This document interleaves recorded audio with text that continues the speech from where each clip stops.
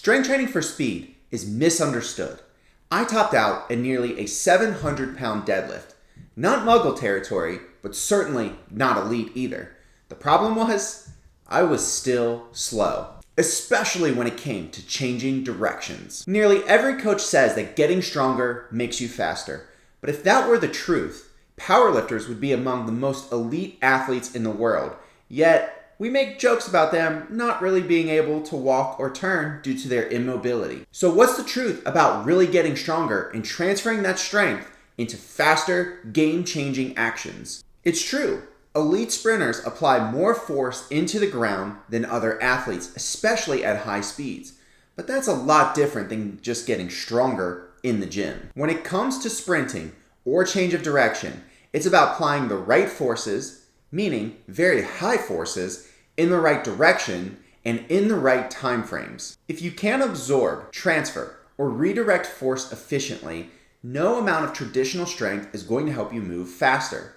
That's where eccentric strength training comes into play. Today, we're going to talk about the most advanced eccentric training methods that will help you bridge the gap between gym strength and actual game-changing speed. Before we dive in, these methods are not for beginners. If you don't have at least 2 to 3 years of solid strength training as a foundation, you need to get into the gym and just focus on building a foundation, learning the key movements that are going to help you long-term as an athlete make the game-changing speed that we're talking about here. So why doesn't heavy lifting exactly transfer to top-end speed and change of direction? Well, when most people think about getting strong, they think about overcoming a weight inside of the gym. Both sprinters and powerlifters are producing very high forces. What's the difference? Well, there are 2 key differences. Number 1, sprinters are producing it during the eccentric phase. That's where they're really generating some of their highest forces.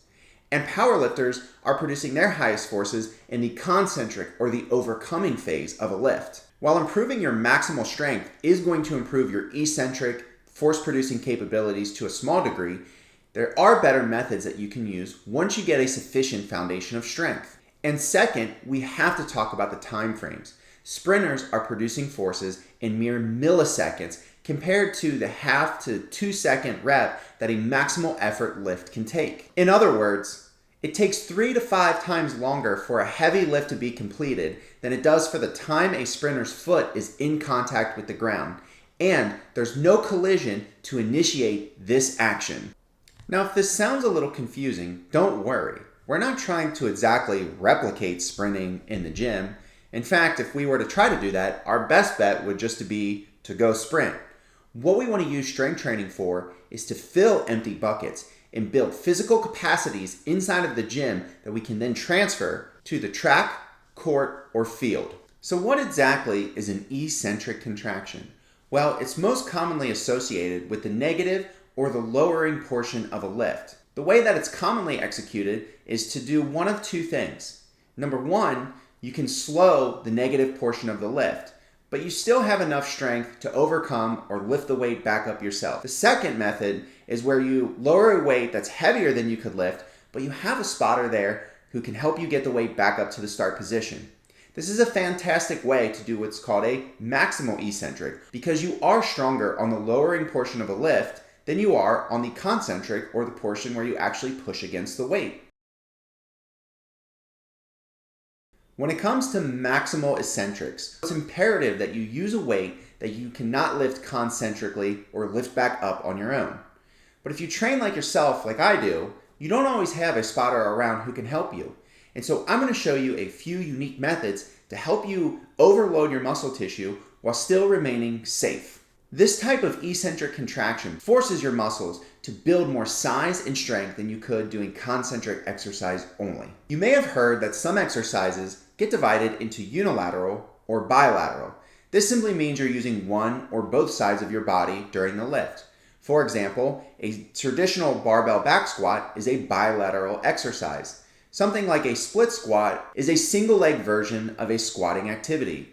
What we're going to do is use a 2-1 method, which is going to combine both bilateral and unilateral exercises into the same lift to make sure that we can overload the muscle. This 2-1 method, or 2 up, 1 down, is nothing new.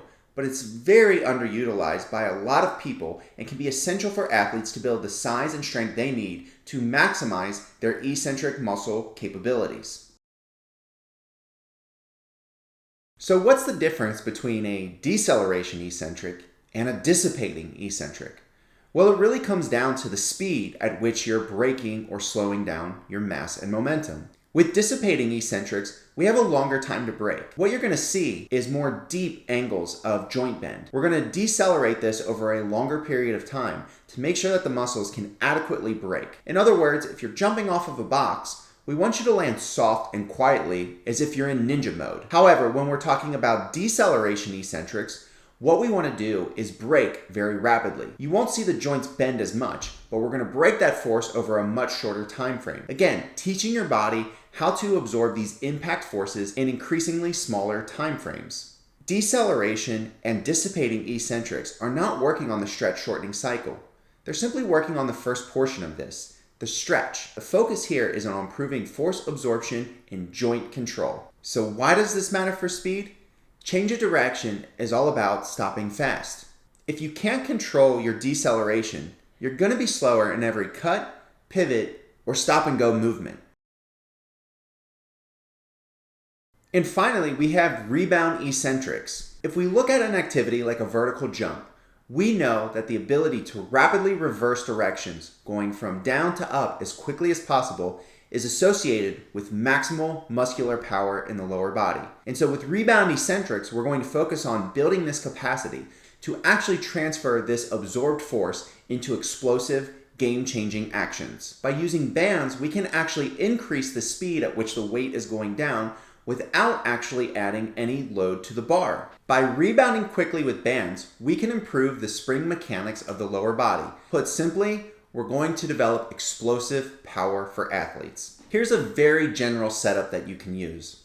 First, load the bar with 30 to 50% of your estimated 1 repetition maximum. Adjust using 2 band pegs to calibrate to your specifications. Aim for an additional 15 to 30% of band tension at the top of the lift. This doesn't just apply to lifts. You can actually use band resistance in a counter movement jump, allowing you to get a more aggressive snap down to the bottom of the lift, releasing the bands, and then exploding with greater force than you would having not used the bands. So why does this matter for speed? Sprint speed isn't just about force. It's about stiffness and reactivity. The faster you can apply and resist force, the more efficient your stride becomes. If you want to get faster, stop thinking about strength as just lifting heavier and heavier weights. By incorporating maximal eccentrics, dissipating or deceleration eccentrics, and rebound eccentrics into your training, we can build strength that actually transfers to speed. If you want to dive deeper into how to implement these methods, check out my Speed Simplified webinar, where I break down exactly the framework that I use to teach athletes how to move faster, react quicker, and dominate their sport. Train fast, train smart. I'll see you in the next one.